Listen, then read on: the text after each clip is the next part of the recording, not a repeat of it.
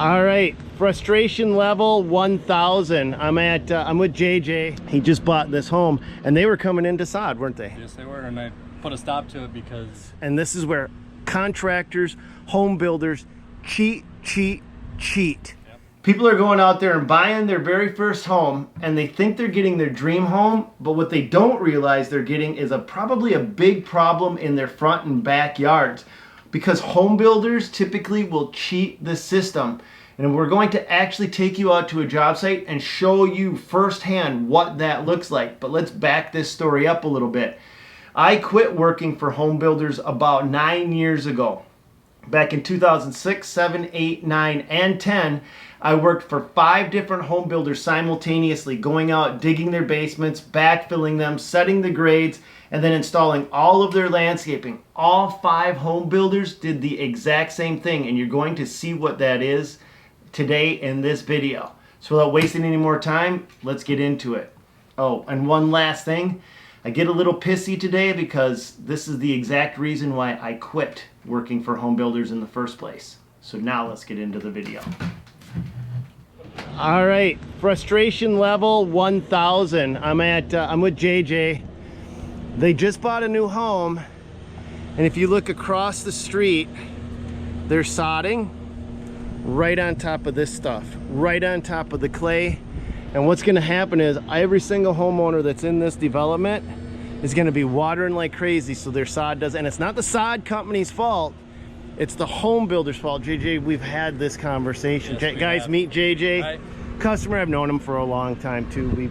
He just bought this home and they were coming into sod, weren't they? Yes, they were, and I put a stop to it because, mostly because of the backyard, but yeah, they're not, I mean, this is just...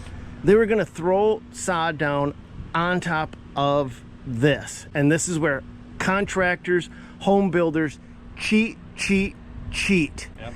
And it drives me crazy and frustrates me so much because they've saved a few dollars, right, but left you with a lifetime of problems. Right. And I get so pissed off, and they're doing it right across the street. And like I said, it's not the sod company's fault. So we've got to come in and shave this down so that we can get organic material in here to do your sod job the right way. But they left you an even bigger mess in the backyard. Right. And let's go check this out. You know, actually, JJ, I quit working for home builders. Did you really? Nobody even knows that. I've never talked about that in any single video. And it's because they cut so many corners. Because a home builder, they look at it like they've got a $750,000 budget. Right. And anything that they can do to build a home for the lowest price under $750,000 or whatever their budget is money, extra money in their pocket, and they all seem to cut the corners. Yeah, this wall wasn't even here. It was never in the plan, and I had complained about the side yard and that slope, and we showed up one day at home and we had a retaining wall all of a sudden. So all you go, they just slap one in for you. It's not even a retaining wall. I mean, it doesn't look bad, but it's not a retaining wall. It's just a separator, I guess, if nothing else. But it's a single stack of bones slapped up there. Oh God. Okay, so this backyard wasn't what you were expecting either, was it? No, the slope of this when we bought it, and we were looking at pictures after the fact, because we took pictures when we bought the lot. It was much more, I mean, you can kind of see the lot up on top there, and it was much more continuous than what we have now. And so you're going to be putting a deck in there, and by the time the deck comes out roughly to about where my hand is, right, you're going to have no... Sled hill, and that's it. Yeah, you're going to have a sledding hill, so the kids have nowhere to actually play, and this all back here is not playable yard. Now here's the thing. So not installing black dirt is actually really common for the big home builders to try to pull off, because once they put that grass down, it kind of covers up everything they did underneath it. In fact, I've seen a lot worse than what we looked at in JJ's yard. All right, guys, this is where we need to clear up a few things, because not all home builders are bad people. In fact, some of them are phenomenal, but there's a clear difference between a mass home builder and a custom home builder. A mass home builder is all about production. They've got to churn out home after home after home. And that means they may not have as much time as you would like to see to fix problems that occur around your own property, like why you don't have black dirt, or why all of a sudden there's a retaining wall slapped up in the side of your yard when it didn't show it on the plan before. Now, a custom home builder, you typically won't run into those problems because they work more one-on-one with their customer to actually build something that they both envisioned right from the beginning. Here's where it gets to be a little bit tough when you work with a mass home builder. They have a large infrastructure in place to protect them, meaning lawyers, attorneys, contracts, things like that, hoops that you typically would have to jump through that you may not get a response like you would when you work with a more one-on-one with a custom home builder. I was telling JJ off camera that I want to tell these guys so we're all caught up on the same speed. They were looking for solutions, and a couple options that were already presented to them was a retaining wall back here. Right. And what I warn everybody is, anytime you put a retaining wall in, you've now divided your yard into two spaces: usable space and space that you think is usable, but you will never go out and actually use. Right. And so what would happen is, if we built a retaining wall, we'd have to put a 6-footer in right about here.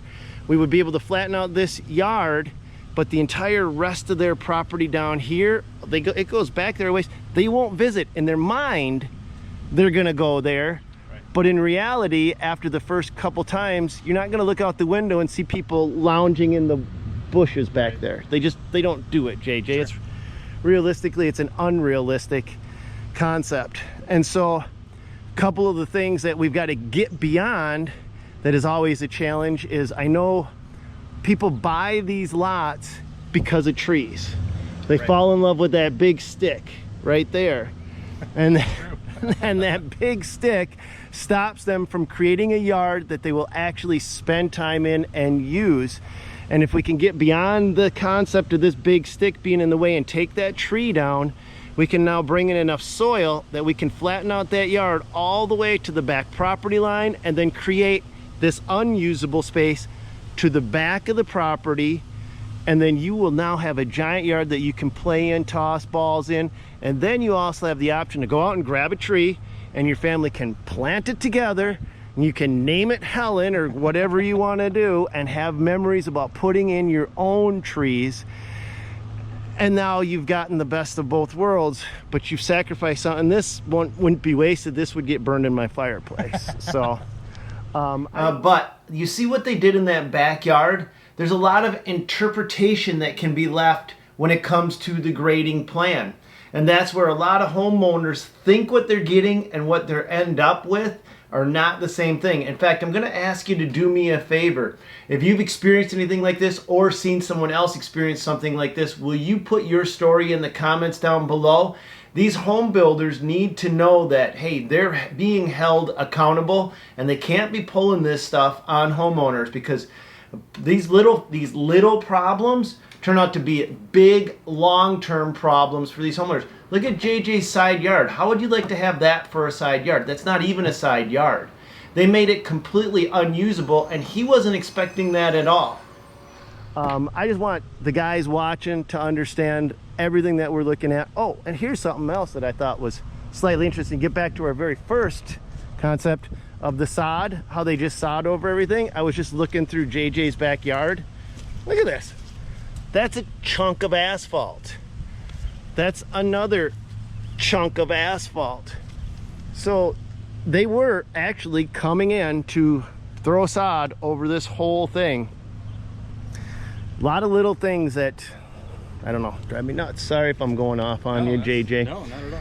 So, but we always like to present two concepts, two solutions. Anytime I'm with a customer, I don't leave them with just one option, because I know you're going to talk to your wife, and you guys are going to want to kind of play through some different scenarios. So scenario one that I want to do is bring soil in, give you a flat yard, no retaining walls. I don't want retaining walls because they're just, in this case, you're not going to see it.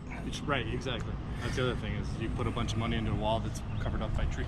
So. Yes, if you were seeing it, if you could look out your window and enjoy it, right, for sure, make it a beautiful retaining wall. Right. Then it's got multiple purposes, but in this case, let's not put the money into it. You can save the money and put in a pool. Right. It's something that you guys can enjoy. So no retaining wall, just grade it down. Yes, you'll lose some space back here, but it's gonna be way back there. Right. Otherwise, if we've got to save the stick, then we've got to build a wall right along here to save that stick. And you just think about it every time you look at that stick. It's a $15,000 stick. Exactly.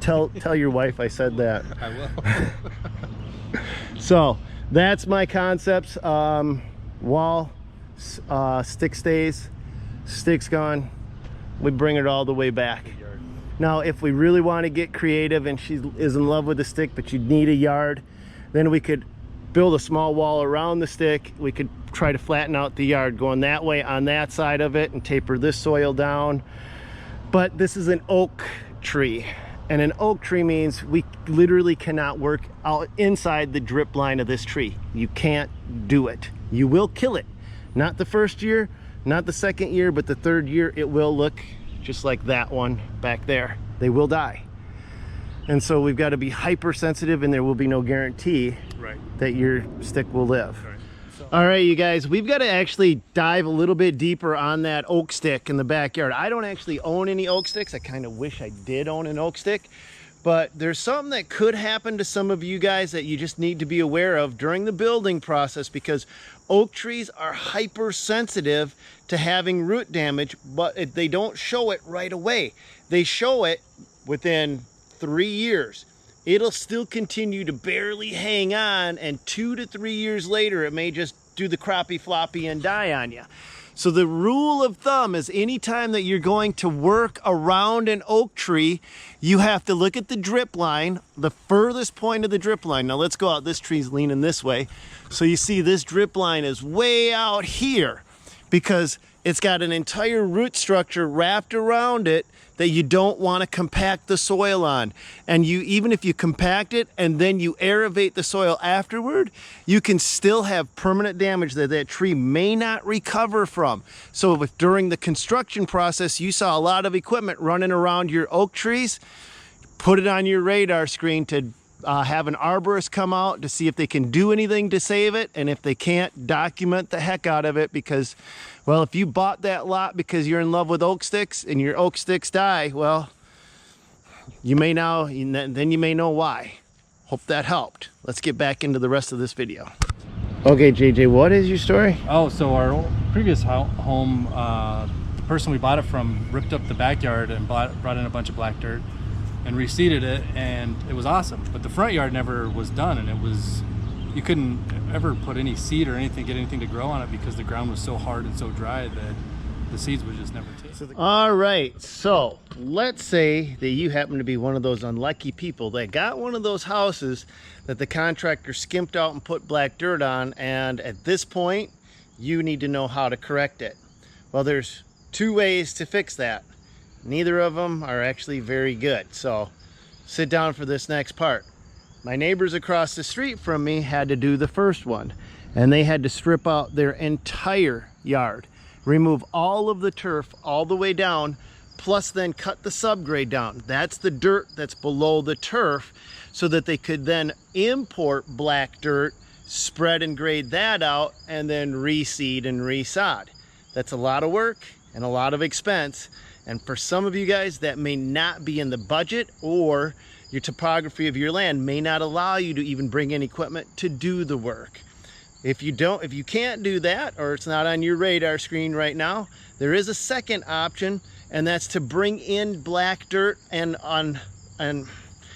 you got to actually lay it down in micro thin lifts and then reseed it. So in a case like this, what you would do is you'd spread a micro thin lift of black dirt over that, reseed it. You would then wait for that seed to start to germinate and establish, and then you do it again.